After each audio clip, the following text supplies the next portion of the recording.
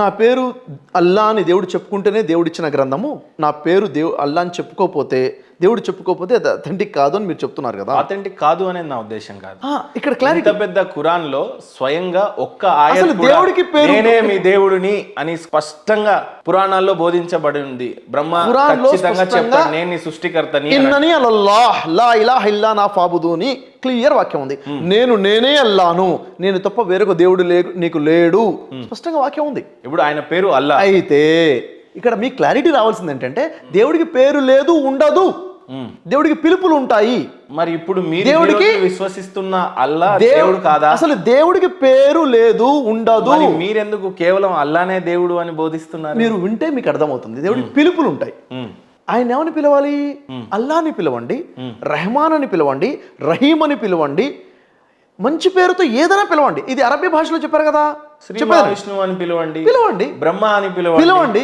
అలానే రాయండి. మరి ఖురాన్ లో కేవలం అల్లా అనడం వల్ల ఉన్న ఇప్పుడు స్పష్టంగా ఒక విషయం చెప్పాలి సార్, మానవ సోదరులందరికీ కూడా కుల మతం కాదు. ఇప్పుడు అసలు మనం పెట్టుకున్నాము ఒక్కడే అన్నప్పుడు మనం అందరం కొట్టుకోసావాల్సిన పరిస్థితి ఉండకూడదు. రైట్? ఇప్పుడు మీ దేవుడే అయ్యాడు కాబట్టి నేను తిడుతున్నప్పుడు లేదా నేను క్వశ్చన్ చేస్తున్నప్పుడు నా దేవుడిని మహేందర్ అన్నాడు అనే విషయానికి వస్తుంది. దేవుడు మీకు ఒక్కడికే దేవుడు ఎలా అవుతాడు? కాదు. ఖచ్చితంగా దేవుడు ఒకడే ఉన్నాడు. అదే నా దేవుడు నేను ఏమైనా అనుకుంటా, అంతే కదా. నాకు ఇప్పుడు కష్టం వచ్చింది, నాకు దెబ్బ తగిలింది, పలానా దేవుడు ఇలా చేశాడని చెప్పి నేను బాధపడతా, నేను తిడతా, ఏమైనా చేస్తా. నాకెంత హక్కు ఉందో మీకు అంతే ఉంది కదా. అప్పుడు నా దేవుడు, నా వాక్యం, నా ఖురాన్, నా గ్రంథం, నా అల్లాని తిట్టాడు అని ఏ రకంగా క్లెయిమ్ చేస్తారు మీరు? లేదు సార్, ఇక్కడ విషయం ఏంటంటే క్లియర్గా అర్థం అవ్వాల్సింది, భాషల మధ్య క్లారిటీ రావాలి మనకి. భాష అనేది కేవలం ఒక టూల్ మాత్రమే. ఇప్పుడు నేను మీతో మాట్లాడితే ఏ భాషలో మాట్లాడాలి? తెలుగులో మాట్లాడాలి. ఎందుకు? నాకు తెలుగు మీకు అర్థం అవడం కోసం. ఖురాన్ అరబీలో ఎందుకు వచ్చింది? వారికి అరబీయే వచ్చు కాబట్టి. వేరే భాషలో ఖురాన్ వస్తే ఇదేంటి, ఏం చెప్తున్నారు అనేవాళ్ళు. చెప్పేది అక్కడ ఎందుకు వచ్చిందో ఖచ్చితంగా బోధిద్దాం. మీరు ఏదో ఒకటి ఫైనల్ గా తేల్చండి. ఏం చెప్పమంటారు? అల్లాకి పేరు నామకరణం చేసి ఇందాక మనుషులు అన్నట్టుగా చెప్పారు. ఎస్. లేదు ఇప్పుడేమో అల్లా నా పేరు అల్లానే అని చెప్పారు అన్నట్టు మీరు చెప్పారు. మీకు అసలు అల్లాకి పేరు ఉండదు అని చెప్పి మళ్ళీ మీరే అన్నారు. మీకు ఇప్పుడు నేను స్పష్టంగా అడుగుతుంది ఏంటి అని అంటే, ఇస్లాం సోదరులు నమ్మేటువంటి ఈ గ్రంథం ఖచ్చితంగా అల్లానే దేవుడు అని ఏ చిన్న ముస్లిం సోదరుని పిలిచడినా నువ్వు ఏ గ్రంథాన్ని విశ్వసిస్తున్నావు అంటే ఖురాన్ అంటాడు. మీ దేవుడు ఎవరు అని అంటే అల్లా అంటాడు. అది అరబిక్లో అనాల్సింది ఆయన. ఇక్కడ ఏపీ తెలంగాణలో భారతదేశంలో ఈ ఖురాన్ని చదువుతున్నప్పుడు ఒకవేళ హిందీలో ఇప్పుడు అల్లాని ఏమని పిలుస్తున్నారు సార్? హిందీలో చాలా సార్లు మనం ఏమని పిలుస్తుంటున్నాం? ఖుదా అంటున్నాం. ఖుదా అనొచ్చు, సర్వేశ్వర్ అనొచ్చు, ఏదైనా అనొచ్చు. మరి తెలుగులోకి వచ్చేటప్పుడు మళ్ళీ మీరు అంతా బైబుల్ ఖురాన్ని తెలుగులో చదువుతూనే మళ్ళీ మీరు అల్లా అని ఎందుకు చదివి మానవులు దూరం కావడానికి యాక్చువల్గా ఇక్కడ నిజంగానే సర్వేశ్వరుడు అని ఉండుంటే నిజంగా ఇది మేము చదివేటువంటి గ్రంథమే మా దేవుడే ఉంటుండే ప్రతి హిందూ సోదరు. నా ఉద్దేశం కాదు. చూడండి, యాక్చువల్గా అది ట్రాన్స్లేషన్ చేస్తే ఖచ్చితంగా ఆ పదాన్ని కూడా ట్రాన్స్లేషన్ చేయాల్సిందే. చేయాల్సిందే. మీరు చెప్తుంది చేయలేదు అని అంటే ఖచ్చితంగా మీ మీద అగైన్ మత పెద్దల నుంచి మీ మీద ప్రెజర్స్ వస్తాయి. అయ్యి ఉండొచ్చు. వాళ్ళు నిజంగా దీన్ని యాక్సెప్ట్ చేసే పరిస్థితిలో ఉన్నారా? ఇస్లాంలో 2 విషయాలు ఉన్నాయి సార్. ఇస్లాం అంటే 2 విషయాలు ఉన్నాయి. ఒకటి ఇతాతే దీన్, రెండోది ఇషాతే దీన్. ఇతాతే దీన్ అంటే ఆచరణ, అనుసరణ, ధర్మాన్ని అనుసరించడం. అంటే ముహమ్మద్ ప్రవక్తను విశ్వసించిన తర్వాత అనుసరించే క్రమంలో నమాజ్ చేస్తారు, అజాన్ ఇస్తారు. ఈ పద్ధతిలో మాత్రము ఈ పదాలే వాడాలి అనేది ఉంది ఖచ్చితంగా. అల్లాహు అక్బర్ అనే అజాన్ ఇస్తారు, నమాజ్ అరబీలోనే చదువుతారు. ఇది ఆచరణ. ప్రచారము, డిస్కషన్, స్మరణ, ప్రార్థన విషయంలో మాత్రం మీరు ఏ భాషలో మాట్లాడతారో ఆ భాష మాట్లాడుకోండి, మీ మాతృభాష. కాబట్టి ట్రాన్స్లేషన్ చేయబడుతున్నప్పుడు ప్రతి పదం కూడా ట్రాన్స్లేషన్ చేయబడాల్సిందే. ఇక్కడ మీకు చెప్తాను విషయం. ఇప్పుడు అల్లా అన్న పదం ఎక్కడి నుంచి వచ్చింది అన్నది చెప్తాను నేను మీకు. అరబ్బులు మాట్లాడే భాషల్లో వాళ్ళు లాత్, మనాత్, ఉజ్జా అని వేరు దైవాలను ఆరాధించేవారు వాడు అక్కడ. అయినప్పటికీ కూడా పైన ఉన్నవాడు ఎవరు అంటే అల్లా అనేవారు. అంటే పైన ఉన్నవాడు అల్లా, మేము ఆరాధించేది వీళ్ళని ఆరాధిస్తున్నాం అని చెప్పేసి. ఇక్కడ కూడా చూడండి, చాలామంది మనకి హిందూ సోదరులు అడుగుతుంటే ఎవరిని ఆరాధిస్తున్నారు? రాముడిని, కృష్ణుడిని, సాయిబాబాని, లేక హనుమంతుడిని, ఎవరెవరిని ఆరాధిస్తున్నారు? మళ్ళీ పుట్టించిన దేవుడు ఎవరు అంటే ఆ పైవాడండి అంటారు. అవునా లేదా? అంటే ఆ పైవాడికి పేరు ఉంది వాళ్ళ దగ్గర, ఆ బ్రహ్మనో, సర్వేశ్వరుడో, పైవాడో. అలాగే అక్కడ అరబ్బుల్లో కూడా వాళ్ళు ఎవరిని ఆరాధిస్తున్నప్పటికీ అల్లా అనేవారు, ఆ పదం వాడేవారు పైవాడిని దృష్టిలో పెట్టుకుని. అప్పుడు ఎప్పుడైతే అన్నారో అల్లాని తప్ప వేరే ఉన్న ఆరాధించబాకండి అని వారి భాషలోనే వారే పదంలోనే వాళ్ళకి సందేశం ఇచ్చారు. అసలు అల్లా అన్న పదం ఎక్కడి నుంచి వచ్చింది? అరబ్బు భాష పుట్టింది ఎప్పుడు? అరబ్బు భాష కన్నా ముందు అక్కడ ఒక ట్రైబల్ లాంగ్వేజ్ ఉండేది. ఆ ట్రైబల్ లాంగ్వేజ్లో ఈల్ అనే పదం వాడేవారు. ఈల్ అనే పదం ఎవరిని ఉద్దేశించి? మేబీ అయి ఉండొచ్చు. ఈల్ అనే పదం, దాన్ని ఏల్ అంటారు, కొంతమంది ఈల్ అంటారు. ఎవరిని ఉద్దేశించి? పైవాడిని ఉద్దేశించే. మరి ఈల్ అనేది పైవాడి పేరా? కాదు, అది కూడా పిలిపే. ఆ విధంగా పిలిచేవారు. ఈల్ అనే పదంలో నుంచే ఇటు ఏలోహిం అనే పదం వచ్చింది, ఇటు అల్లా అన్న పదం కూడా వచ్చింది. ఆ వాడుకలో ఉన్న భాష అల్లా. వారు వాడుకలో అల్లా అన్న పదం ఉంది కాబట్టి అల్లా అన్న పదంతోనే ఖురాన్ అవతరించడం జరిగింది. ఇది క్లియర్. అయితే అల్లా అనేది అరబీ భాష. ప్రతి భాషలో కూడా దేవుని గ్రంథాలు వచ్చాయి, ప్రతి భాషలో ప్రవక్తలు వచ్చారు, వారి భాషలోనే సందేశం ఇచ్చారు. ఇప్పుడు ఇక్కడ తెలుగు భాషలో ఖురాన్ అవతరిస్తే అల్లా అన్న పదంతో అవతరించేది కాదు. ఏ పదంతో వచ్చేది? ఇక్కడి ప్రజలు ఏ పదాన్ని వాడేవారు? సర్వేశ్వరుడు అన్న పదంతోనో, అక్షర పరబ్రహ్మ అన్న పదంతోనో, భగవంతుడు అనే పదంతోనో, ఇక్కడ వారే పదంతోనే ఖురాన్ చాలా కాంట్రవర్సీస్ అవుతాయి కదా సార్. ఎందుకు కాంట్రవర్సీ అవుతుంది? ఈ దివ్య గ్రంథం నేను కూడా పాటించేదే అయినప్పుడు నేను విగ్రహారాధన చేస్తాను, సనాతన ధర్మాన్ని అనుసరిస్తూ. అరబ్బులు కూడా విగ్రహారాధన చేసేవారే. చూడండి, అరబ్బులు కూడా విగ్రహాలను ఆరాధిస్తున్నారు. ఎంతమంది 360 విగ్రహాలు పెట్టుకుని 360 దేవదేవతలను ఆరాధించేటప్పుడు వారు కూడా పైన కూడా ఉన్నాడని నమ్మేవారు. వారి దగ్గరకు వచ్చింది. మిమ్మల్ని పుట్టించింది ఎవరు? ఈ 360 విగ్రహాలు ఎక్కడుండేవి? మక్కాలో ఆరాధన చేసేవారు. వారు నమ్ముకున్న దేవి, ఇక్కడ ఏ విధంగా అయితే దేవి దేవతలు ఉన్నారో అక్కడ కూడా 360 విగ్రహాలు ఎక్కువ ఉండేవారు. కాబాలో ఉండేవి. కాబాలో ఆ 360 విగ్రహాలను ధ్వంసం చేసింది ఎవరు? ప్రవక్త ముహమ్మద్ సల్లల్లాహు అలైహి వసల్లం వారు కాబా మీద తన ప్రభుత్వం వచ్చిన తర్వాత ఆ విగ్రహాన్ని తీయించేశారు. ఎందుకు తీయించారు? యాక్చువల్గా కాబా అన్నది ఏకేశ్వరోపాసన జరిగేటువంటి ప్రాంతము. లేదు సార్, ఆయనకి కనువిప్పు జరగనంత వరకు అక్కడున్నటువంటి దేవుళ్ళంతా కూడా రాళ్ళుగా మారారు, అంతేనా? లేదు. అంటే ఆయన కూడా ఆ విగ్రహాల ఆరాధన చేసేవాడే మహమ్మద్ ప్రవక్త వారు. కానీ జిబ్రియల్ ఎప్పుడైతే వచ్చి చెప్పిందో, మహమ్మద్ ప్రవక్త కాదు, ఏ ప్రవక్త కూడా సృష్టికర్తని తప్ప ఇంకెవరిని ఆరాధించలేదు. అది కనువిప్పు కానంత వరకు. అసలు అసలు జిబ్రియల్ వచ్చి చెప్పినటువంటి వయసు ఏమై ఉంటది మహమ్మద్ ప్రవక్త వారికి? 40 సంవత్సరాల వయసు. 40 సంవత్సరాలు. 40 ఇయర్స్ పక్కగా రాస్తుంది. 40 సంవత్సరాల వయసులో 38-40 అంటున్నాను నేను. 40.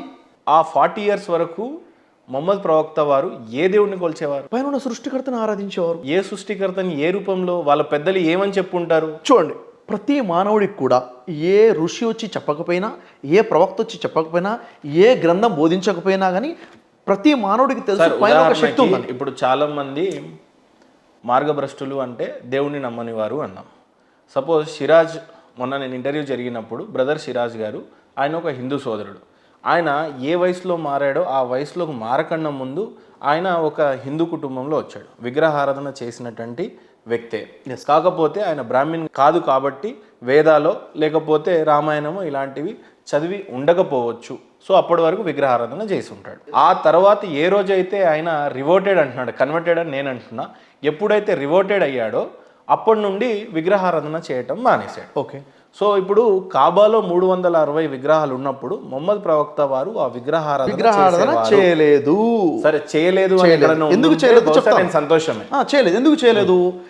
ఇప్పుడు ఉదాహరణ చూడండి, ఇక్కడ మన హిందూ సమాజం, ఇది అర్థమవుతే మన హిందూ సమాజంలో చాలా మంది విగ్రహాలను ఆరాధిస్తున్నారు కదా. అంటే అందరూ విగ్రహాలను ఆరాధిస్తున్నట్టేనా? కాదు కదా. మన హిందూ సమాజంలోనే చాలా మంది నేను విగ్రహాలను నమ్మనండి, పైన భగవంతుడు ఉన్నాడు అని చెప్పి ఉండేవాళ్ళు లేరా? ఇక్కడ ఉన్నారు. అలాగే మొహమ్మద్ ప్రవక్త కూడాను ఈ విగ్రహాలు దేవుళ్ళు కాదు, పైన ఒక భగవంతుడు ఉన్నాడన్న ఆలోచనలో ఉన్నారు. ఆ ఆలోచనలో ఉన్న సమయంలోనే జిబ్రైల్, ఆ పరమాత్మ జిబ్రాయిల్ దూత వచ్చేసి సందేశం ఇవ్వడం జరిగింది. ఆ తర్వాత విగ్రహాలను ధ్వంసం చేశాడు అని అంటారు. ధ్వంసం చేయటం కదా, ఇక్కడ విషయం క్లారిటీ. సరే, తీయించేశాడు మీ పదం, అది కూడా కాదు, క్లారిటీ ఇస్తాను. యాక్చువల్గా ఒక విగ్రహారాధనాలయం ఉంటే, ఎక్కడైనా ఒక ఆరాధనాలయం ఉంటే దాన్ని మార్చకూడదు. ఎప్పుడు మార్చకూడదు? అది ఆ ఉద్దేశంతో కట్టబడితే, ఏ ఉద్దేశంతో ఆలయం కట్టబడుతుందో ఆ ఉద్దేశంతో ఉండిపోవాలి. యాక్చువల్గా కాబా అనేది ఏకేశ్వరోపాసన కోసం కట్టబడినటువంటి ఆలయము. అంటే సృష్టికర్తని ప్రత్యక్షంగా ఆరాధించే ఆలయం. అవునా? అలాంటి తరుణంలో ఏంది, తర్వాత తరాల మీకు ఫస్ట్ ఆఫ్ ఆల్ ఏకారాధన చేయడానికి మీ ఖురాను అనుమతించదు, విగ్రహారాధన చేయడానికి అనుమతించదు. ఒక ఆలయాన్ని సృష్టించి ఆ ఆలయంలో ఇది దేవుడి యొక్క మందిరం అంటే ఒప్పుకోదు. ఎందుకంటే దేవుడు ఈ మందిరంలో ఉంటాడు అని అంటే లేదు, లేదు. ఒప్పుకోవడానికి లేదు. ఆరాధన చేసుకోవడం కోసం ఒక ప్రాంతం అనేది ఉంటుంది. ఓకేనా? ఇది కాబా కానీ నేను అంటుంది ఏంటంటే మేమే నమ్ముతాం, ఈ ఆలయంలో దేవుడు ఉంటాడు అని విగ్రహ ప్రతిష్ఠ చేసి నమ్మే వాళ్ళం మేము. ఇప్పుడు ఇక్కడ మీరు ఏ పేరు పెట్టినా మీ ఆచరణ మా ఆచరణ సెట్ అవ్వదు కదా అనేది నా ఉద్దేశం. చూడండి, ఇక్కడ విషయం ఏంటంటే వైదిక ధర్మం ఏదైతే ఉందో, సనాతన ధర్మం ఏదైతే ఉందో, ఈ సనాతన వైదిక ధర్మం కూడాను ఆ పరమేశ్వరుడిని నేరుగానే ప్రత్యక్షంగానే ఆరాధించేవారు. ఈ మధ్యకాలంలో పరోక్షంగా ఆరాధించడం మొదలుపెట్టారు. మధ్యలో ఇంకేదో పెట్టేసి రాముడి ద్వారా ఒక విగ్రహం పెట్టి ఆరాధించడం మొదలుపెట్టారు. కాబాలో కూడాను అక్కడ నుండి ప్రజల్లో కూడాను ఈ విధంగానే విగ్రహారాధన జరుగుతుండేది. ఆ టైంలోనే దేవుడు ఏం చేశాడు, అక్కడ సందేశం పంపించడం. ఎప్పుడైతే ఇతర మతాల గ్రంథాలను అవహేళన చేయొద్దని ఖురాన్ చెప్పింది ఇందాక మీరు చెప్పినటువంటి. అలాగే ఇతర దేవుళ్ళని అసలు బుక్కునే విశ్వసించుమని చెప్పినప్పుడు ఆ రాళ్లను ఎందుకు విశ్వసించకూడదు? ఎందుకు మహమ్మద్ ప్రవక్త వారు ధ్వంసమే చేశాడు సార్. తీయించడం అంటే ఏముంది? చక్కగా తీసి వాటి మీద హోమాలు అవి చేసి తీసారా? తీయలేదు కదా. ఒక మాట చెప్తాను, ఖచ్చితంగా వారి ఎవరైతే విగ్రహారాధన చేస్తున్నారో వాళ్ళ మనోభావాలను దెబ్బతీసి వాళ్ళని బాధ పెట్టి ఈ రోజు నా శ్రీరాముడి విగ్రహం తీస్తే నేను ఒప్పుకుంటానా? హిందూ సోదరుడిగా ఒప్పుకోరు. సో ఆ రోజు ఆయన మొహమ్మద్ ప్రవక్త వారు అసలు ఆ విగ్రహాలను తీసేటప్పుడు వాళ్ళ మనోభావాలు, వాళ్ళ గొడవలు, వాళ్ళ బాధలు ఎన్నో రకాలుగా ఉండవచ్చును కదా. కారణం ఏంటంటే బలమైన ఒక కమ్యూనిటీకి చెందిన వారితో ప్రేమ పెళ్లి చేసుకున్నారనేది రాసుంది. సో ఆ మొహమ్మద్ ప్రవక్త వారు ఏ రకంగా పెళ్లి చేసుకున్నారు మొదటి భార్యని? ప్రేమ పెళ్ళి ఏం లేదు, పెద్దవాళ్ళు కుదించిన వివాహం చేసుకుంటారు. ఇక్కడ విషయం చెప్తాను, ఇఫ్ ఐఎమ్ నాట్ రాంగ్, తనకి డివోర్స్ అయి ఉంది. ఆల్రెడీ 2 సార్లు డైవర్స్ అయినటువంటి ఖతీజతుల్ కుబ్రా రజలాని వివాహం చేసుకున్నారు. ఆమె ప్రపోజ్ చేస్తారు. తను ఒక బిజినెస్ మ్యాన్, ఆల్రెడీ చాలా సంపాదించి ఒక బలమైన కమ్యూనిటీ, మళ్ళీ చిన్న కమ్యూనిటీ ఏం కాదు. సో అప్పుడు చిన్న కమ్యూనిటీ ఎవరు? ట్రైబల్స్ విగ్రహారాధన చేస్తున్నప్పుడు ఆల్రెడీ బలమైన కమ్యూనిటీ కాబట్టి చాలా ఈజీగా ధ్వంసం చేశారు. కానీ వాళ్ళకు ఆ టైంలో ఉన్నటువంటి మనోభావాలు ఏ రకంగా అసలు మీకు అక్కడ స్టోరీ ఏమీ క్లారిటీ లేదన్న విషయం నాకు అర్థమవుతుంది. అసలు క్లారిటీ లేదు, మీరు ఏదో ఊహించుకుని చెప్పేసుకుంటూ వస్తున్నారు. ఊహించింది ఏం లేదు. ఇప్పుడు చెప్పేది మొహమ్మద్ ప్రవక్త వారు డివోర్స్ ఆమెను పెళ్లి చేసుకోవడం అనేది అబద్ధమా? అది కరెక్టే, రైట్. కానీ 360 విగ్రహాలను ధ్వంసం చేయటం తీసేశారు. ఏ రకంగా తీసేస్తారు? ఎప్పుడు తీసారు? ఈ రోజున రాముడి విగ్రహం తీసేస్తే హిందూ సోదరుడు మనోభావాలు దెబ్బతిన్నావో మీరు చెప్పండి. ఒక విషయం చెప్పండి, తీసేయడం ఎలా అయిపోతుంది సార్? మహేంద్ర, ఒక మాట చెప్తాను. యాక్చువల్ మీరు మాట్లాడే అవకాశం ఇస్తారంటే మాట్లాడతాను ఖచ్చితంగా, ప్లీజ్. మధ్యలో ఇంటరప్ట్ చేయరు కదా? లేదు. చేయరా? క్లియర్. కాబా అనే గృహము ఎవరు కట్టారు, ఏ పర్పస్ తో కట్టారు? ఇబ్రాహిం అలైహిస్సలాం టైంలో కట్టబడి ఉండే గృహం అది. అవునా? చాలా మంది హిందువులు కూడా కట్టారు అనే. మీరు కొంచెం సైలెంట్ గా ఉంటే నేను మాట్లాడతాను, ప్లీజ్. మీరు సైలెంట్గా ఉంటాన్నారు కదా, ఉంటే బాగుంటుంది, క్లారిటీ మీకు వస్తుంది. కట్టబడ్డ ఉద్దేశం ఏంటంటే ఒకే ఒక పరమేశ్వరుడు, ఒకే సృష్టికర్తని ప్రత్యక్షంగా ఆరాధించే ఆలయం అది. అంటే ఎలాంటి విగ్రహము రూపం లేకుండా ఆ పర్పస్తో కట్టబడింది. దాని తర్వాత దాంట్లో విగ్రహాలు చేర్చడం జరిగింది. చేర్చబడ్డవి తీసేశారు. ఏ పర్పస్తో అయితే కట్టబడిందో ఆ పర్పస్సే చేయడం జరిగింది. ఉదాహరణకి ఇక్కడ ఉంది బాబ్రీ మసీద్ ఉంది. బాబ్రీ మసీద్ ను కూల్చిన తర్వాత నేను మాట్లాడకపోతే ప్రాబ్లం అయింది. మీరు తర్వాత విగ్రహాలు పెట్టారు అనేది మీరు అన్నారు. వాస్తవం అది. ఎప్పుడైతే జీబ్రియల్ రానంత వరకు విగ్రహాలు ఇక్కడ ఉన్నప్పుడు అవి ఎప్పుడు తీయాలని సందేహం వచ్చింది మొహమ్మద్ ప్రవక్త వారికి? సందేహం వచ్చిన తర్వాతనే సందేహం రావడం ఏంటి? ముందు నుంచి విగ్రహాలు దేవుళ్ళు కాదని తెలుసు, మనుషులు దేవుళ్ళు కాదని తెలుసు, చెట్లు దేవుడు, సృష్టికర్త పరమేశ్వరుడు ఒకడు ఉన్నాడు అన్న విషయం కూడా తెలుసు. అవునా లేదా? ఆ ఒకే ఒక సర్వేశ్వరుడిని ఆరాధించాలి, ఒకే పరమాత్మను ఆరాధించాలి. ట్రైబల్ ఏం నమ్ముతారో దయచేసి ఏ ట్రైబల్స్ నమ్ముతారు? ఇప్పుడు అక్కడ ఉన్న విగ్రహాలు పెట్టి ఎప్పుడు తీసారు చెప్పండి? ఎప్పుడు తీసారు విగ్రహాలు చెప్పండి, మీరు చెప్పండి, ఎప్పుడు తీసారు? ఆయనకి ఎప్పుడైతే జీబ్రియల్ దూత వచ్చి చెప్పిందో ఆ తర్వాత వాటిని తీయలేదు. ఎప్పుడు తీశారు అది మీరు చెప్పండి. ఎప్పుడు తీసారు? అదే అడుగుతున్నా. తర్వాతనే తీశారు అని చెప్పి. ఎంతకాలం తర్వాత తీశారు? ఎంతకాలం వచ్చినటువంటి కొంతకాలానికి అయితే. కొంతకాలం అంటే ఎంత? కొంత అంటే ఒక 2-3 ఇయర్స్ అయి ఉండొచ్చా? అదే ఎందుకు చెప్పనా, ఎందుకంటే ఈ మీకు బేసిక్ ఇన్ఫర్మేషన్ సార్. నేనేమంటాను, ఈ గ్రంథము అన్ని 40 సంవత్సరాల వయసులో మొహమ్మద్ ప్రవక్తకి ప్రవక్త పదవి లభించింది. ఓకే. ఆ తర్వాత మీరు అన్నారు జిబ్రాయిల్ వారు వచ్చారు, అప్పుడు అర్థమైంది విగ్రహాలు దేవుళ్ళు కాదని తీసేశారు అంటున్నారు. నేను అంటున్నాను ఎన్ని సంవత్సరాల తర్వాత తీశారు? ఎన్ని సంవత్సరాలు అయితే తీశారు అని నేను అంటున్నాను. అలా కాదు. సరే, డిబేట్ అయితే అది కాదు. డిబేట్ అదే మీరే ఉన్నారంటే మనోభావాలు దెబ్బతిన్నాయంటే ఎవరు మనోభావాలు దెబ్బతిన్నాయి అక్కడ? ఎవరు ఉన్నారు అసలు అక్కడ? యాక్చువల్ వాస్తవంగా లేదు, అలా జరగలేదు. నేను చెప్పేదండి, అది ఏం జరిగిందంటే ప్రజలకి ఎప్పుడైతే చెప్పడం మొదలు పెట్టారో వాళ్ళ క్లారిటీ వస్తుపోయింది. ఏమని? సర్వేశ్వరుడు ఒకడే ఉన్నాడు, ఆయన్ని ఆరాధించాలని చెప్పేసి. మక్కాలో ఉన్నటువంటి వారందరూ కూడా ఎప్పుడైతే ఏకేశ్వరోపాసన వైపు వచ్చేసారో, విగ్రహాలను ఆరాధించేవారు ఎవరు లేకుండా పోయారో, అప్పుడు దాన్ని తీసేశారు. 23 సంవత్సరాల తర్వాత తీశారు. ఎన్ని?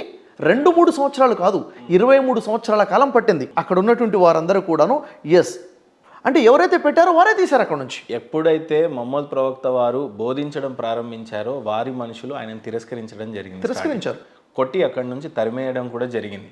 ఆయన మక్కకి వెళ్ళడం కూడా జరిగింది. మదీనాకి వెళ్ళారు. మదీనాకి, మక్క నుండి మదీనాకి వెళ్ళడం కూడా జరిగింది. క్వశ్చన్ చెప్తాను మహేందర్ గారు, మీకు క్లారిటీ రావాలంటే అసలు ఏం జరిగిందో చెప్తాను. సరే, క్వశ్చన్ ఏంటంటే సార్, ఇక్కడ అల్లా పేరు ఇంతవరకు మీరు ఎస్టాబ్లిష్ చేయలేదు. సో అల్లా పేరు ఎస్టాబ్లిష్ చేయాల్సిన అవసరం లేదు మహేందర్ గారు. మనం డైవర్ట్ అవ్వడానికి కారణం ఇక్కడ క్వశ్చన్ చెప్పండి. అసలు ఈ విగ్రహారాధన అల్లా అనేది ఏ భాష సార్? అరబిక్ అని అంటున్నారు. అరబీ భాష అంటే ఈ భూమి ఆకాశాలను పుట్టించిన వాడి పేరు అరబీలో ఉంటుందా? ఒక భాషలోనే ఉంటుందా? వేరే భాషలో ఉండదా? ఖురాన్ అయితే కామన్ సెన్స్ ఏంటి? మీరే ఉన్నారంటే మీ దేవుడికో పేరు ఉండాలండి, మా దేవుడికో పేరు ఉండాలండి, మీ దేవుడి పేరు వేరే ఉండాలి, నా దేవుడి పేరు వేరే ఉండాలి. మీరు ఎస్టాబ్లిష్ చేసే ప్రయత్నం చేస్తున్నారు. అందరి దేవుళ్ళు ఒకటే. అందరి దేవుళ్ళు కాదు, అందరికీ సృష్టికర్త ఒక్కడే ఉన్నాడు. ఆయన్ని చూడండి, ఆయన్ని మీ భాషలో మీరు పిలుస్తున్నారు దేవుణ్ణి. ఎవరు పిలుస్తారు? అరబీ భాషలో అల్లా అన్నారు. అల్లా మాత్రమే కాదు, రెహమాన్ అంటే కరుణామయుడు అనొచ్చు, రజాక్ ఉపాధి ప్రదాత అనొచ్చు, సమీ అంటారు వినేవాడు అనొచ్చు, అవునా లేదా? బసీర్ చూసేవాడు అనొచ్చు. ఇలా చూసుకుంటే 100కు పైగా పేర్లు ఉన్నాయి. పేర్లు కాదు అవి, వాటిని ఏమంటే అస్మా వ సిఫాత్ అంటారు. చెప్పేదండి, ఏ భాషలో వాళ్ళకు నచ్చినట్టుగా పిలిచారు అనుకుందాం. అందుకే అని అయితే పిలిచారు. ఇప్పుడు కరెక్ట్ మాట్లాడారు. ఓకే, పిలిచారు అన్నారు కదా. పేరు ఎక్కడి నుంచి వచ్చింది? మీ పేరేంటి సార్? మహేందర్. ఓకే, మిమ్మల్ని ఏమని పిలుస్తారు? మీ అమ్మ నాన్న ఏమని పిలుస్తారు? ముద్దు పేర్లు వేరే సార్ పిలుస్తారు. అఫీషియల్ గా నాకున్న పేరు మహేందర్ మాత్రం పిలుస్తారు. చూడండి, నేను చెప్తాను క్లారిటీ. మీ పిల్లలు మిమ్మల్ని ఏమని పిలుస్తారు? డాడీ అని పిలుస్తారు. నా పేరు అది కాదు కదా, నా రిలేషన్ ఆయనతో. చెప్పేదేనండి సార్, నా రిలేషన్ సార్. ఇది మీరు చాలా వేదికలలో బోధించారు కాబట్టి ఫస్ట్ టైం చెప్తున్నాను. Damn clear sir. నేను చెప్పలేదు. మా అత్తమ్మ నన్ను ఏమని పిలుస్తుంది? అల్లుడు అని పిలుస్తుంది. అది చెప్పలేదు. మా తాత నన్ను ఏమని పిలుస్తాడు? మీకు మహేందర్ పేరు ఎవరు పెట్టారు? రిలేషన్షిప్. మీకు మహేందర్ ఎవరు? కన్న తండ్రి పెట్టాడు నాకు. దేవుడికి కన్న తండ్రి లేడు కాబట్టి మరి తండ్రి దేవుడు అల్లా అని ఎలా వచ్చింది? అల్లా అనేది పేరు కాదు, పేరు లేదని చెప్పండి. పేరు లేదు చెప్తున్నాను. మరి ఎలా అనేది రాశారు ఈ ఖురాన్ లో? ఇప్పుడు మీది తప్ప, ఖురాన్ తప్ప. ఖురాన్ లో దేవుడి పేరు అల్లా అని ఎక్కడ ఉందో చూపించండి నాకు. ఇప్పటిదాకా మీరు చదివి వినిపించింది అదే కదా. పిలవండి, పిలవండి, నన్ను డాక్టర్ అని పిలవండి, నన్ను మోటివేటర్ అని పిలవండి, నన్ను సైకాలజిస్ట్ అని పిలవండి. నా పేరు సైకాలజిస్ట్ లేదు. అలాగే పేరుని క్లబ్ చేయొద్దు. చూడండి, ఇక్కడ పేరు కాదు సార్, నేను చెప్పేది రండి. సిఫత్. సిఫత్ అంటే ఏంటిది? సిఫత్ అని అరబీలు అంటారు, గుణ లక్షణము. ఇప్పుడు మనం కొంత ఈగో పక్కన పెట్టేసి చాలా సూటిగా మాట్లాడేద్దాం ఒక విషయం. అసలు క్లారిటీ చాలా సూటిగా ఒక విషయం అడిగేద్దాం. దేవుడికి పేరు లేదు అంటా నేను. మీ దేవుడికి లేదు. ఎవరి దేవుడికి పేరు ఉండదు, పిలుపులు ఉన్నాయి అంటా నేను. ఓకే సరే. ఆయన మీరు బ్రహ్మ అంటారు కదా, ఇది బ్రహ్మ అంటే సృష్టికర్త అని అర్థం. చూడండి, బ్రహ్మ అంటే ఒక ప్రశ్న దగ్గరనే గంట అయిపోయింది. ఇక్కడ మీరు వితండ వాదన చేస్తున్నారు. అంటే ఇక్కడ నా దేవుడి పేరు యెహోవానే అని ఒక వర్గము, నా దేవుడి పేరు అల్లానే అని మరో వర్గము. చెప్పేదండి, నా దేవుడి పేరు ఇదే అని ఒక్కొక్క భాషలో ఉన్నవాడు ఒక్కొక్క పేరు పెట్టేసుకొని, అంటే ఇంతమంది దేవుళ్ళు ఉన్నారా? అంటే ముస్లింలకి అల్లా దేవుడు అయితే, క్రైస్తవులకి యెహోవా దేవుడు అయితే, వీళ్ళకి సర్వేశ్వరుడు దేవుడు అయితే, సర్వేశ్వరుడు వేరు, యెహోవా వేరు, అల్లా వేరైతే ఎంతమంది దేవుళ్ళు ఉన్నారు? వాస్తవం కాదు. సర్వేశ్వరుడు, సర్వానికి ఈశ్వరుడు ఎవరు? అల్లా ఆరాధనకరుడు ఎవరు? యెహోవా జీవం గలవాడు ఎవరు? ఈ 3 పదాలు, పేర్లు మాత్రమే అర్థాలు ఉన్నాయి. ఈ 3 కూడా ఆయన్నే పిలుస్తున్నారు. అలా లేదు సార్. ఓ విషయం చెప్తాను. నేను గ్రంథం గురించి బోధిస్తున్నాను సార్. నేను దేని గ్రంథం గురించి అంటే సృష్టికర్తని సృష్టించినటువంటి అమ్మవారి పేరు గాయత్రి. ఇక్కడ అక్కడి నుంచి పుట్టినటువంటి దేవుళ్ళు బ్రహ్మ, విష్ణువు, మహేశ్వర. బ్రహ్మ మమ్మల్ని సృష్టిస్తే ఇక్కడ మనం అడ్మినిస్ట్రేటర్ గా నడిపించేటవాడు విష్ణువు, లయకారకుడు శివుడు. మేము ఎప్పుడు పోవాలి, ఎలా పోవాలి, పోయేటప్పుడు తీసుకుపోయేవాడు శివుడు. ఆయనే అడ్మినిస్ట్రేటర్. ఆయన కలియుగంలో ఉన్నాడు, కృతయుగంలో ఉన్నాడు, అన్ని యుగంలో ఉన్నాడు. మాకు 4 యుగాలు ఉన్నాయి. ఒక్కొక్క యుగంలో దయచేసి నాది. ఇలాంటి స్టోరీస్ ప్రతి మతంలో ఉన్నాయి సార్. ఇలాంటి స్టోరీస్ చెప్పుకుంటూ పోతే ప్రజల్ని డివేట్ చేయడం కోసము 1,00,000 ప్రయత్నాలు చేయొచ్చు, డివేట్ చేసేయచ్చు. అవునా? మీరు వేరు, నేను వేరు, మాకు ఇంతమంది ఉన్నారు ఏం చేయొచ్చు. అందరికీ యాక్చువల్గా చూడండి, ఉపనిషత్తులో శ్వేతాశ్వతర ఉపనిషత్తులో 3వ అధ్యాయం 2వ మంత్రంలో ఉంటుంది. ఏని? ధావ్యా భూమి జనయాన్ దేవ ఏక. భూమికి ఆకాశానికి సృష్టికర్త ఒక్కడే ఉన్నాడు, జనకుడు ఒకడే ఉన్నాడు. అవునా? ఇంకా చెప్పాలంటే 3వ అధ్యాయము 3వ మంత్రం ఉంటుంది, ఏకోహి రుద్రోణ నా ద్వితీయాయ తస్తుహ ఇమాం లోకానిషత ఈశనిపి. ఈ సమస్త లోకాలను పుట్టించి పరిపాలించేవాడు, పుట్టించేవాడు ఒకడు, పరిపాలించేవాడు ఒకడు కాదు. పుట్టించి పరిపాలించే ఆ రుద్రుడు ఒక్కడే ఉన్నాడు.